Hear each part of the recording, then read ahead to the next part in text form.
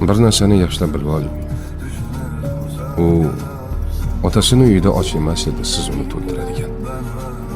U otasini uyida kiyimsiz ham emas edi, siz kiyim olib berib minnat qiladigan. U otasini uyida malikalardek edi. U otasini uyida siz aytgandek kasalmand ham emas edi. Siz boshing kasaldan chiqmaydi deb nomlaydigan. U otasini uyida kiyimsiz ham emas edi, siz kiyim olib berib minnat qiladigan. Hammasidan kechib sizning yoningizga keldimi? Ayolingizni qadrlang. Ayol Allohning omonati. Uni xo'rdirish omonatga xiyonatdir.